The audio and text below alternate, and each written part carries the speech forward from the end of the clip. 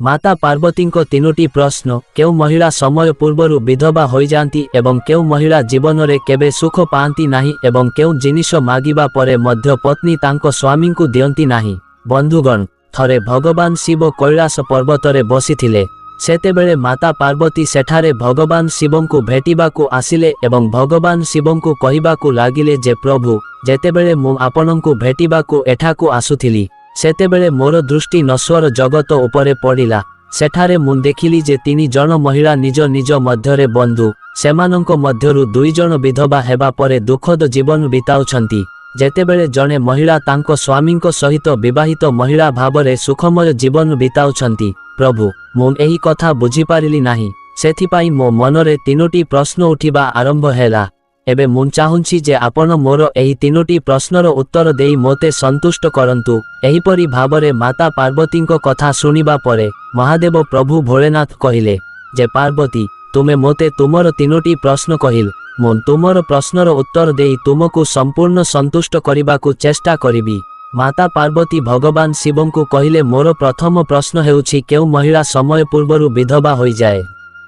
एवं प्रभु, मोर द्वितीय प्रश्न हेउछि केउ महिला जीवन रे केबे सुख पाती नाही एवं मोर तृतीय प्रश्न हेउछि एपरि कोन जहा जने स्त्री तांको स्वामी मागिले मध्य तांकु दिए नाही। एहीपरि भावरे माता पार्वतींको प्रश्न सुनिबा परे भगवान शिव कहिले, तुमे जानिबाकू चाहुंछ जे एपरि काहिंकी हुए। तेबे मु तुमको एक छोटिया कहानी कहिबी। एही कहानीटी को सुनिबा परे तुमर सबु प्रश्नर उत्तर पाइबो।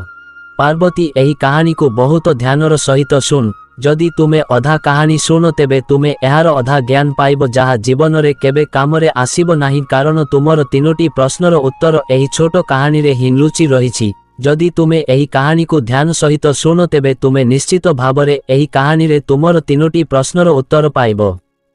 भगवान शिव कहानी कहिबा आरंभ कले, पार्वती, प्रथमे मु आपनंकु सेही महिलांको कहानी कहिबी जे एक विवाहित महिला भावरे सुखी जीवनयापन करुछंती। देखंतु, आपण जने विवाहित महिलांको विषय रे कहउछंती। सेही विवाहित महिला जने राजांको दासंको स्त्री एवं हम से जने दासंको स्त्री। सेही दासंकर तांको स्त्री उपरे पूर्ण विश्वास एवं विश्वास अछि जे से जने समर्पित स्त्री, जहांको महिमा से तांको बंधुमानंको मध्यरे बारंबार प्रशंसा करंती। एवं गोटिए दिन राजांको दास तांको स्त्रींकर एते प्रशंसा कले जे एही खबर धीरे धीरे समग्र राजसभारे प्रचार हेई गला। तापरे राजा तांको चाकर को डाकी कहिले जे तुमे समस्तंको निकटरे तुम स्त्रींको प्रशंसा काहिंकी करुछ? तुम स्त्री कौन जने पतिव्रता स्त्री? तुमर एते पूर्ण विश्वास अछि जे तुम स्त्री योग्य? भगवान शिव सेही पार्वती को कहिबाकू लागिले। एहीपरि भावरे राजांको कथा सुनी सेवक कहिबाकू लागिले जे महाराज, मोर पूर्ण विश्वास अछि जे मो स्त्री संपूर्ण भावरे जने पतिव्रता स्त्री। एवं एही समय रे राजांको मुख्यमंत्री कहिबाकू लागिले जे जदि मु तुम स्त्रींको धर्म भंग करे तेबे तुमको कौन दंड मिलिबा उचित? तापरे सेवक कहिला जे जदि तुमे मो स्त्रींको धर्म भंग कर तेबे मोते मृत्यु दंड दियो। एबे सेही राजांको चाकर मंत्री को मध्य कहिले जे महाराज, जदि से मो स्त्रींको धर्म भंग करि पारिबे नाही तेबे तांकु कौन दंड मिलिबा उचित?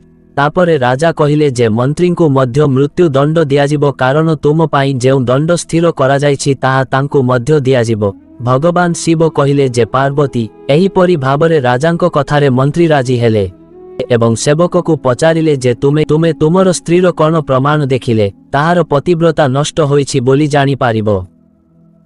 तेबे सेवक कहिला, मंत्री, जदि तुमे मो घर को जाई मोते एक मोर विवाह समयर धोती कुर्ता देखाओ जहा मो विवाह समय रे बर को दिया जाए। मो स्त्री एहाकू बहुत जत्नर सहित निज पाखरे रखिछि जहाकू वैवाहिक जीवनर प्रतीक भावरे विवेचना करा जाए। जदि तुमे मोर धोती कुर्ता एवं आनी मोते देखाओ तेबे मु स्वीकार करिबी जे तुमे मो स्त्रीर धर्म को संपूर्ण भावरे नष्ट करिछ। एहीपरि भावरे शर्त ग्रहण करिबा परे मंत्री सहर रे बाहर को जाउथिबा समय रे मायावती नामक गोटिए वृद्ध महिलांको सह भेट हेला, जे अन्य जनंको सहित झगड़ा करुथिला एवं केही ताहा करि पारिबे नाही।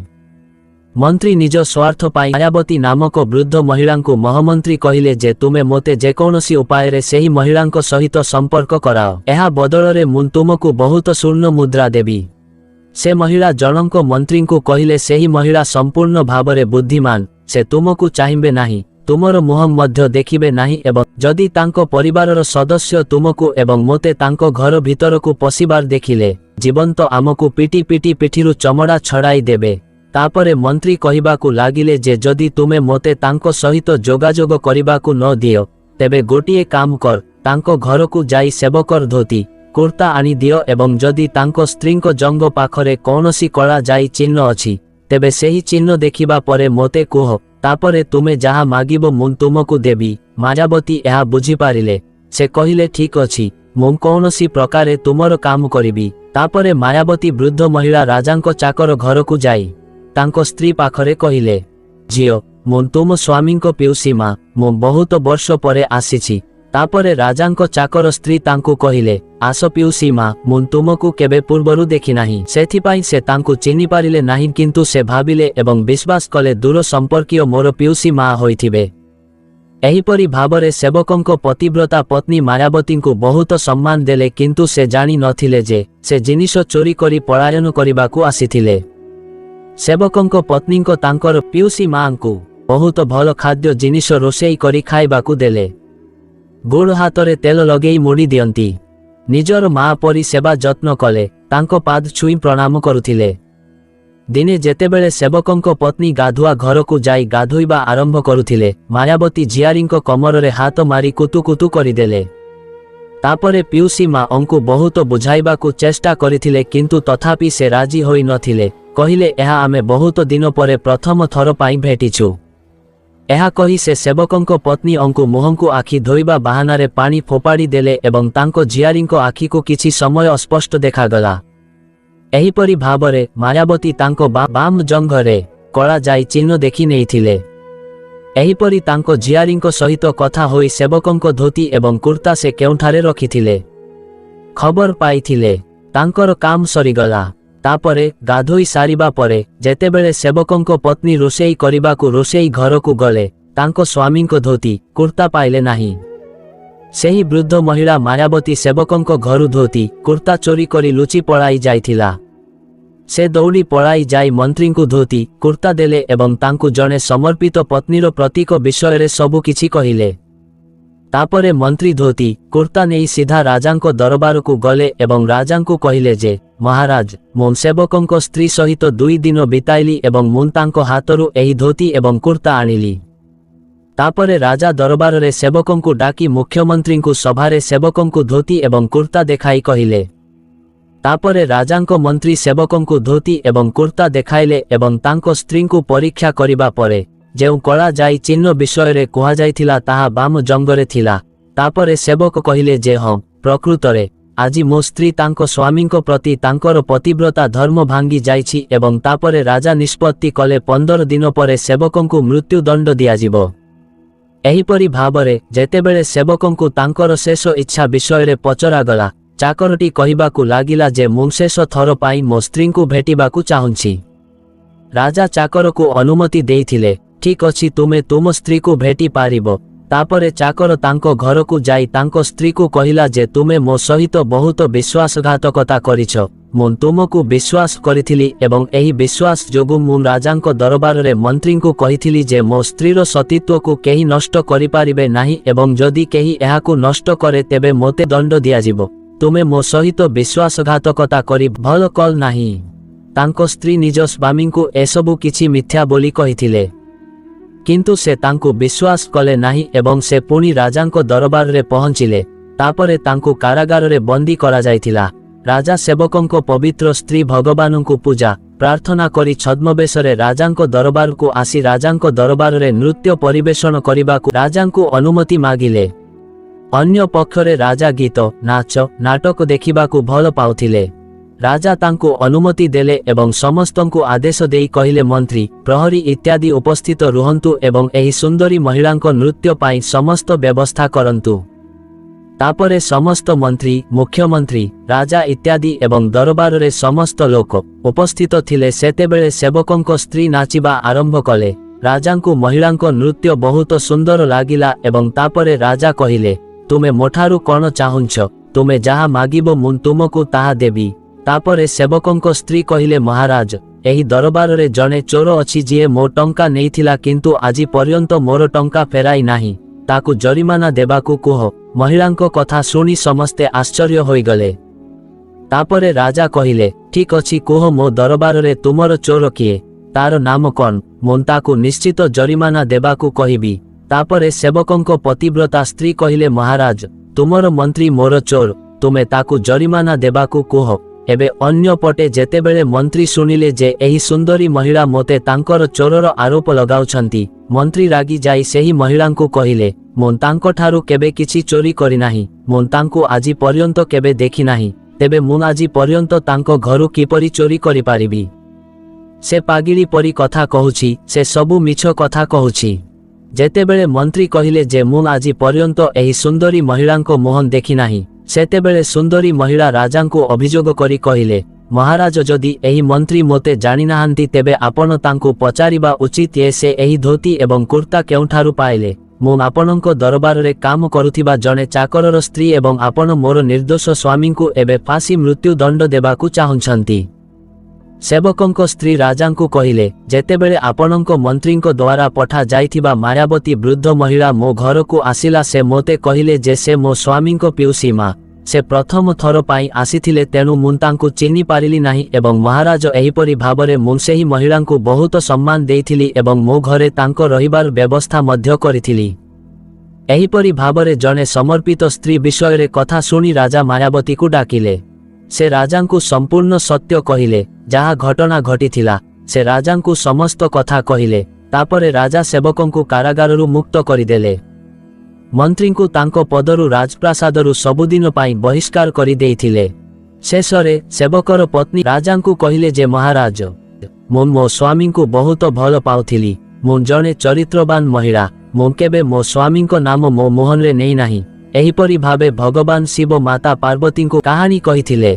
ଶେଷରେ ଭଗବାନ ଶିବ କହିଲେ, ତୁମେ କାହାଣୀଟି ଆରମ୍ଭ କରିବା ପୂର୍ବରୁ ମୋତେ ଯେଉଁ 3ଟି ପ୍ରଶ୍ନ ପଚାରିଥିଲ ସେହି 3ଟି ପ୍ରଶ୍ନର ଉତ୍ତର ଶୁଣ। ତୁମର ପ୍ରଥମ ପ୍ରଶ୍ନ ଥିଲା ଯେ କେଉଁ ମହିଳା ସମୟ ପୂର୍ବରୁ ବିଧବା ହୋଇଯାଆନ୍ତି। ଯେଉଁ ମହିଳାମାନେ ନିଜ ସ୍ୱାମୀଙ୍କ ନାମ ନେଇ ଡାକିଥାନ୍ତି ସେମାନେ ସମୟ ପୂର୍ବରୁ ବିଧବା ହୋଇଯାଆନ୍ତି, କାରଣ ସ୍ୱାମୀଙ୍କ ନାମ ନେବା ଦ୍ୱାରା ସ୍ୱାମୀଙ୍କ ବୟସ ହ୍ରାସ ପାଏ ଏବଂ ସମୟ ପୂର୍ବରୁ ସେମାନଙ୍କ ସ୍ୱାମୀଙ୍କ ମୃତ୍ୟୁ ହୁଏ ଏବଂ ଦୁଃଖଦ ଜୀବନ ଯାପନ କରନ୍ତି। ତାପରେ ଭଗବାନ ଶିବ କହିଲେ, एकमात्र गुप्त कथा जे तुमे दुई जन विधवा महिलांको विषय कहूथिल एवं जने राजांको चाकरर स्त्री थिले जी जने समर्पित स्त्री थिले। एही समर्पित स्त्री केबे निज जीवन रे दुखी नथिले। से केबे तांको स्वामींको नाम तांको मनरे दुख देई नथिले। से खुशी रे जीवन बिताइथिले।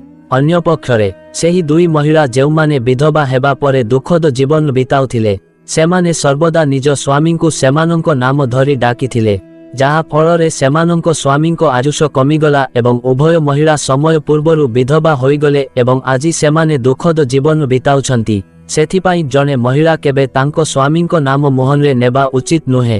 यह कहिबा परे भगवान शिव कहिबा आरंभ कले जे एबे तुमर द्वितीय प्रश्न थिला जे केउ महिला जीवन रे केबे सुख पांती नाही। तेबे तुमे जानी नियो जे जेउ स्त्री स्वामींको अनुमति बिना कौनसी तीर्थ स्थान किंबा पर्व किंबा कौनसी काम करंती सेमानंको जीवन रे केबे सुख पांती नाही। एपरी महिला माने जीवन रे दुखी रुहंती एवं सेमाने केबे तांको स्वामींको प्रेम को पाई न थांती। तापरे भगवान शिव कहिले रे पार्वती तुमर स्त्री को मागिबा परे मध्य तांको स्वामी को केउ जिनिष देई न थांती सेही जिनिषटी हेउछि गाड़ी। चरित्रवान महिला तांको स्वामी को गाड़ी दियंती नाही। जेउ स्त्री ताहार स्वामी को गाड़ी दियंती सेमाने केबे चरित्रवान नुहंती। एपरी महिलांको जीवन रे सुख शांति रही न थाए एवं एपरी महिलांको स्वामी समय पूर्वरु मृत्युवरण करिथांती। स्त्री विधवा होई दुखद जीवन बिताई थाए। एहीपरि भावरे भगवान शिवंको ठारू कहानी सुनिबा परे माता पार्वती तीनोटी प्रश्नर उत्तर पाइला परे संतुष्ट होई कहिले रे स्वामी प्रकृतरे जने भल चरित्र एवं पतिव्रता महिला केबे दुखी जीवन जापन करंती नाही, कारण लक्ष्मी सर्वदा एपरी घरे बास करंती जेउठारे महिला भल चरित्रवान होई थाए। सेही घर सर्वदा धन एवं समृद्धि रे परिपूर्ण रही थाए। एपरी महिला माने सर्वदा घर को स्वर्ग करी दियंती। जेउ घरे एपरी महिला उपस्थित थांती से घर को केबे भी कौनसी प्रकारर दुख किंबा दारिद्र्यर सम्मुखीन हेबाकू दियंती नाही। जदि घरे महिला भल थांती तेबे समग्र घरर कल्याण हुए। बंधुगण, सेथिपाई कुहाजाए जे गोटिए स्त्री ताहार स्वामीको प्रत्येक आदेश ग्रहण करिबा उचित एवं स्त्री तांको स्वामीको आदेश अनुसारे समस्त कार्य करिबा उचित। बंधुगण, आपनंकु एही कहानीटी किपरि लागिला दयाकरी आमकु कमेंट करी कुहंतु एवं जदि आपनंकु भिडियोटी पसंद आसीछि तेबे दयाकरी भिडियो को गोटिए लाइक करंतु एवं चैनल को सब्सक्राइब करंतु। जय श्री कृष्ण। राधे राधे।